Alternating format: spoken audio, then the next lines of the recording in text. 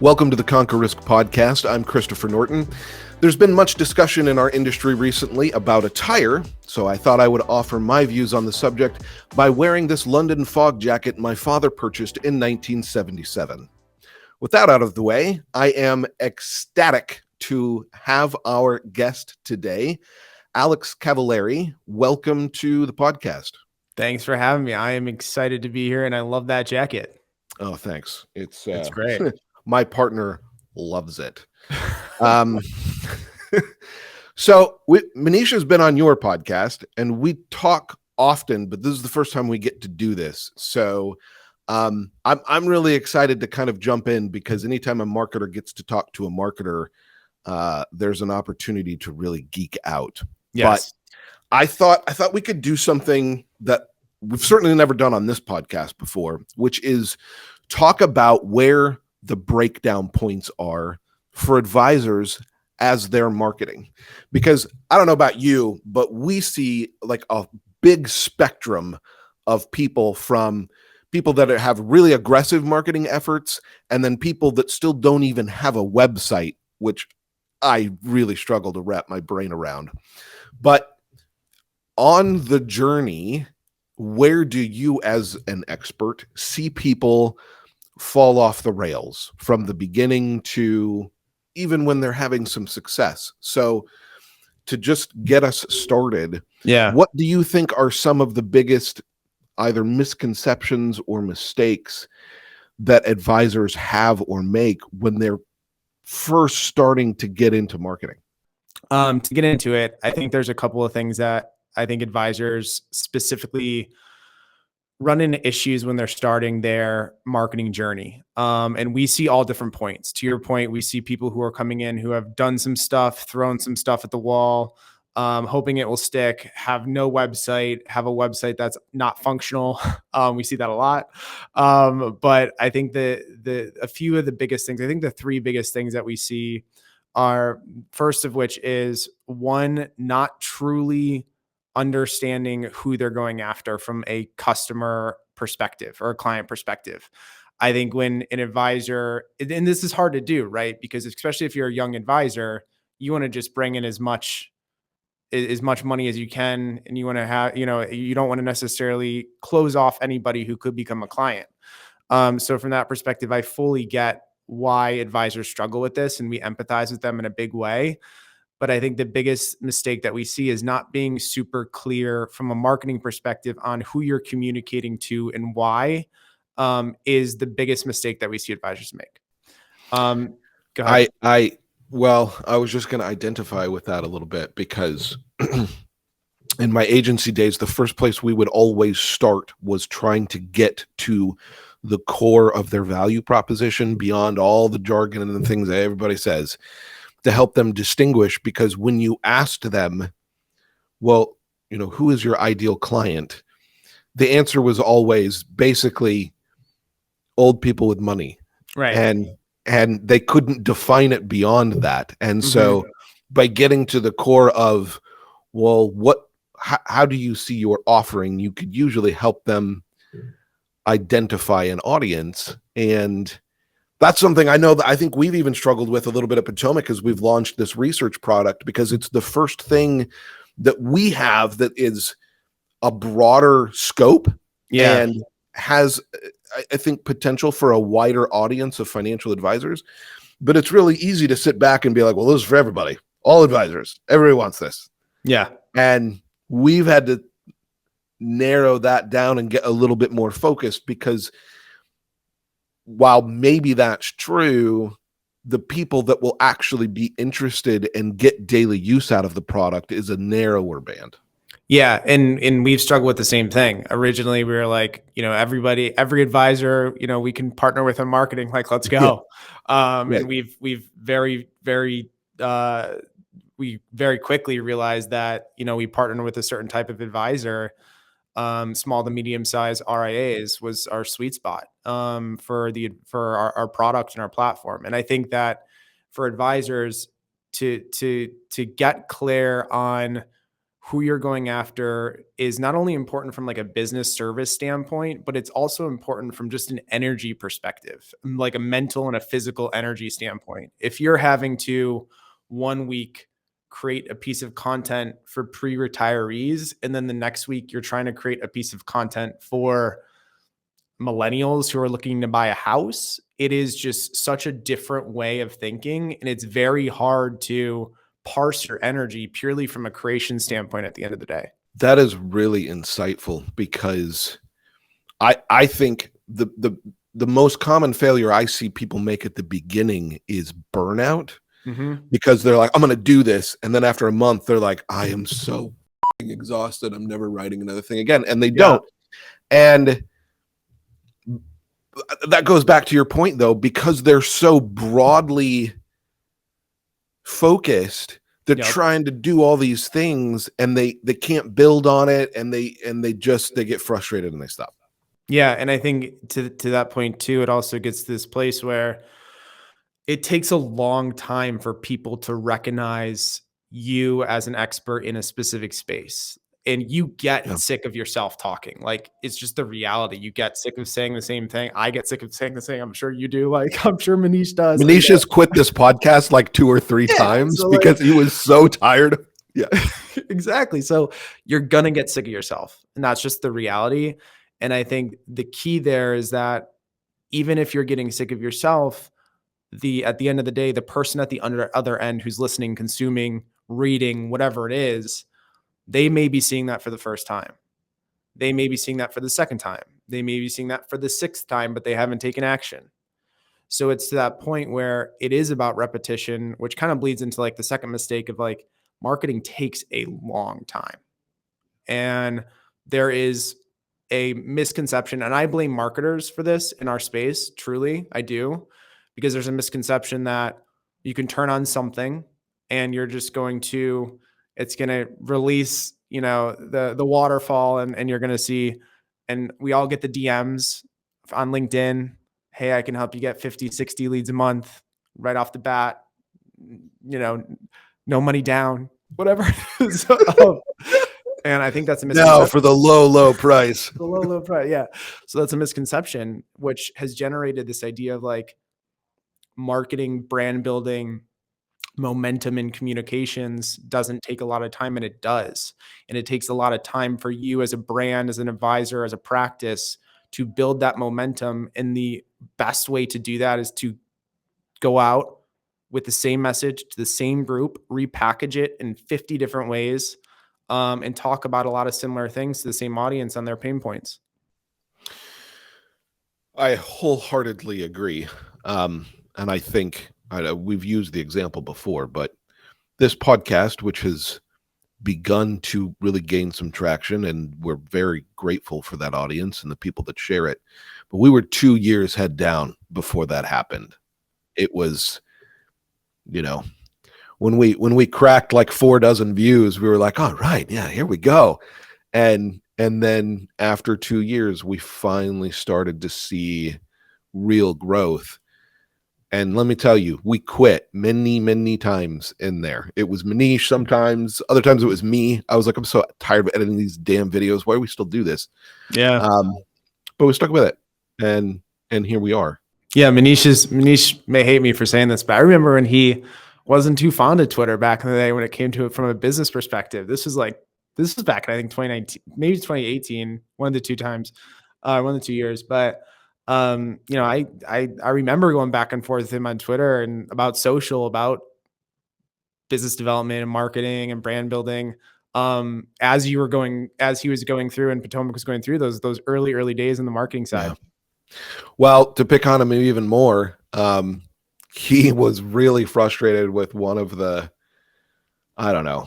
I don't remember which topic it was, but there was some topic that was all anybody was talking about for a week, and he quit Twitter. And I don't just mean he didn't want to do it anymore. He deleted his account. And I was like, maybe go through the thing and undelete it and just don't for a month. and see if you want. But if you delete it, you're going to lose all your connections and all the things. So maybe just give it a break. He did take a break for like 12 hours and then he was back like always. So There you go. And it's fun to pick on him because it's always fun to pick on him, but we all go through this. Like it's a very common thing. Like there have been days where I've just like wanted to throw my laptop off the balcony because I'm like, I am so tired of this. Yeah. But you've got to get over that hump. Yeah, you got to push through it. And I think it's this idea of like, and that's why it's so important to get so clear on who you're going after from an audience perspective, is because as you're pushing that same message in different ways, or as you're pushing content to that same group, covering their different pain points or covering different topics, you start to see those early wins. And a lot of those early wins are not quantitative. Most early wins in marketing, this is what a lot of people like. They think, okay, it's going to go from 0 leads a month to 5 leads a month, or go from 100 page views on their site to 1,000, right? And they think about these quantitative metrics, and really it's not. It comes down to qualitative. You start to get people saying, oh, I saw this post from you, or feedback from a client that says, I saw that you created this, or some type of conversation that you're having and someone said, I saw you on LinkedIn. And those are the qualitative wins early days where something is, the gears are starting to turn, something is starting to work. And I think that is probably the next mile marker of where I see people make mistakes, is they get some of those early wins and they're like, it's working. And you would think that that would be a reason to double down and really commit to what you're doing. But the mistake I often see people make is they're like, oh, I'm out there. This is working. It's getting attention. I don't have to do stuff all the time now because stuff's coming in. And then it stops. Yeah. Because obviously. Yep. And it comes in waves. And that's the biggest thing to learn about these marketing wins, is like they do come in waves. You may have weeks where you don't see any inbounds, or you don't see any wins, or you don't see any quantitative increases, or whatever it is. And then it comes in waves. And this is the idea of momentum, is that these waves that start off like very, the time between the waves is pretty lengthy. Where, 1 month you may have a really good month, next month may be a down month or week or whatever, but the wave cadence starts to get shorter, and you still have the waves, and things still come in waves. From a marketing standpoint, you still have weeks and months where you're going to have a lot more positive momentum than less. But as you continue to build on the marketing that you're doing, these waves become shorter, or the time between the waves becomes shorter. And you may go from months to weeks, or weeks to days, to where you're seeing these wins start to build up and stack up over time. It reminds me of the meme I've seen about the journey of a startup, and just sort of like the emotional roller coaster of it, where you're like, this is so great. And then you're like, everything's this is never going to work. And then it comes back up and you're like, I'm brilliant. I'm the smartest person. That then it goes back to, that is such the journey of a marketer, because we'll put out content that I feel is just really good and sharp, maybe funny, and nothing. Yeah. Nothing. Right. And I'll just be like, I am an idiot. Like, I don't know anything. I have been faking it my entire career. I do not know how to do this. And then 2 weeks later on a Sunday, we'll get all of the traffic that I had expected to get, like in a 6-hour window. And it's because it needed time to be digested and looked at by the right people at the right time when they had set aside to look at things. And that's something I think that has surprised me, is not only the gaps and how they hopefully tighten up a little bit, but when I expect people to engage our content. We read and we study all these things about the right time of day to post and the right days of the week to send an email and things like that. And what I have found is we get most of our engagement on the weekend. Yeah. And I don't know if that is just a shift where people choose to go back and,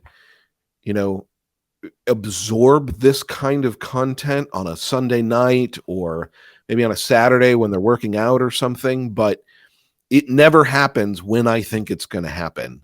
And we've just learned to kind of lean into that. The original vision for our podcast was the serious stuff on Tuesday during the week when people work. And then the fun stuff like industry gossip and some of our other things, we'll put that out on Friday when the week is kind of winding down. But it doesn't really matter. Most shows get the most views over the weekend, regardless of when we put them out. Yeah, agreed. And I think the other thing too is a lot of the time, when it comes to content creation, particularly in content distribution, another mistake or something we see a lot is overthinking about what you're putting out. And we see, the whole perfection factor come up a lot with our members on the 7 group side, where they don't want to record something or they don't want to write something because they either have imposter syndrome or they just, they haven't got to a place where they think it's polished enough. And I think to that point, you don't know. And this, I hold a pretty big philosophy of like shipping before you're ready, whether it's a new product, a new service, a piece of content, whatever. The only way you're going to know if it's good or if it sucks is if you get it into people's hands. Like we have launched features on our platform that I'm like, whew, probably should take another 2 weeks of dev on this. But at the end of the day, like the only way you're going to learn is to get stuff into people's hands, having them consuming it, having them giving you feedback, and then learn from the data on an iterative process. And that's like the only way to learn from a marketing perspective in a business, in my opinion, a business standpoint, across the board. That is a phenomenal point. Early this week, somebody sent me a preview of a new podcast they're thinking about launching. And they were basically, I won't out them because I want them to have their launch moment. But their only question was, is this any good? Is like, should we do this or not? And I have to say that it was probably the most interesting, like new media podcast I've seen in a long time. And I had this little like selfish crisis moment of like, I should tell him it's terrible and steal the idea. Manish and I were both like, this is such a great idea for a podcast. And it was super good. And they were like, we think we're going to re-record it and try it again. I was like, no, you'll never recapture the conversation that you had. This is good. Put it out there, learn from it, do better next time. Like, just go.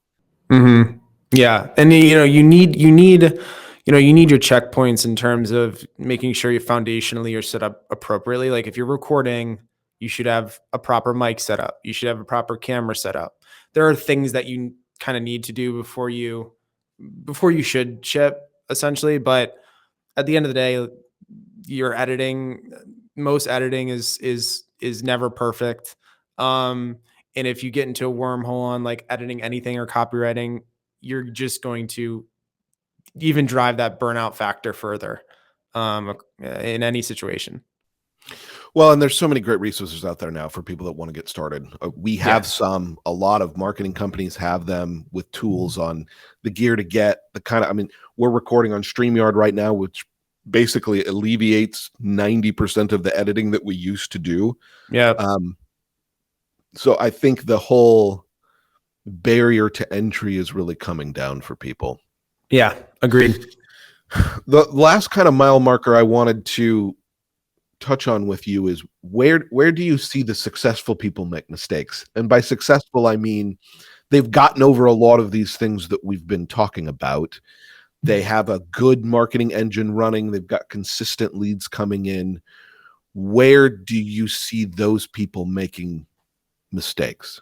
Yeah. So kind of the biggest area that I see is once you've made progress and you have momentum and you have a fluid flow, I think the biggest thing we see is that people pivot for no reason, literally for no reason, because they want to test a different market or because they want to do something else or because, they, for whatever reason, I don't know what it is, but, and I think this is a business perspective in general, where you think, you're succeeding in something. Now I need to tackle something else or go a different route. And I think the key there is that you can do that, but one, you have to make sure that, what you're doing in a specific silo is going to continue to drive the same momentum if you focus your energy somewhere else. But if not, if that's not going to be able to maintain or sustain itself in general, and you're trying to make a pivot, then really assess like why you're making that pivot. We see people lose momentum just because they decided to change direction on one thing, and for no data reason, no feedback reason. So that's, I think, a big thing that we see. I think the other thing that we see is that you're not stacking your learnings, to where essentially you can gain a lot of momentum in marketing with, not necessarily reading a lot of the data or getting a lot of the feedback, right? You can just be putting yourself out there, and it's a double-edged sword, because you can put yourself out there and you can have a lot of success because a lot of these channels have a ton of organic reach. You can build big networks on these channels, and you can gain a lot of success. But if you're not necessarily learning from what you're putting out and intentionally learning from what you're putting out, in the sense of, what you're seeing working, what you're seeing not working, then you can get to a place where you're not able to evolve as a business. And if you're not evolving as a business in the context of what you're doing, then things can get stale. And that's just the reality. Those are two such interesting paired points, because I think we may be somewhat guilty of the first one because I don't want to do the second one. So I'm constantly like evaluating what we're putting out, and I don't want to ever get to a place where we're just doing it because this is what we do. Like, we do these podcasts, we write these blogs, and that's what we do. So we're always going to do them. And I'm constantly going like, okay, like, is this show working? Should we keep doing this show? Like right now we're in the process of like, we just ripped out our blog calendar and we're redoing it because I thought it was a little bit of in a rut. We weren't looking for good, like, contributed content opportunities with publications. And so we just ripped that out and redid it. But it's so hard to find that right balance between learning from what's working and leaning into those things, and not just, let's change it because we've been doing this for a while.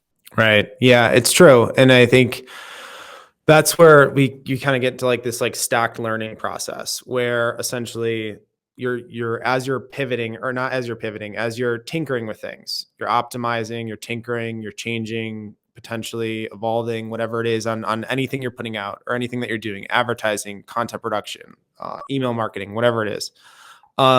You are stacking your learnings in a way that helps you make informed decisions for what things should become in 6 months or 12 months. And from that standpoint, it's very hard to literally take a left turn or a right turn, a sharp left or a sharp right, where at the end of the day, to improve something and exponentially, it's usually like a little bit of a soft left turn or a soft right turn. And I think those incremental changes that you can make to things on, if you're producing a video series, your editing style, or if you're producing, a blog, changing up the architecture of your blog posts, or if you're doing your email marketing, maybe changing the layout or your subject line structure. So it's things like that where you can make tinkers and tweaks on top of what you're already putting out, to where to you or me on the other side watching or consuming can feel totally new, totally interesting, totally cool. And to us creating, it's just a small tweak. It's just a little change. Yeah. That is a brilliant insight. And Martina, I hope you were taking notes while we were recording this. I think I'm going to go back and watch it again myself, just because I love talking to you. Like, I feel like it's just like school, in like a good way. Like every time I talk to you, I go away smarter. So appreciate that. Thank you so much for taking the time to be a part of this with us. I'm sure we'll have you back again soon so we can go another of the 17 directions we could have taken this conversation. And I think we're going to meet officially in Vegas, right? We are. Yeah. I can't wait. It's going to be fantastic. Yeah. I appreciate you having me on, and I love what y'all are doing over there. And I'm excited to meet the gang in Vegas. I'm super excited about that. The best part about that is, so am I. There's still members of my team that I've never met in person. So really looking forward to that trip. There you go. All right. So for everyone watching, thank you so much for joining us. Don't forget to like, subscribe, maybe share this with someone new if you think they could learn from it, and we'll see you back soon.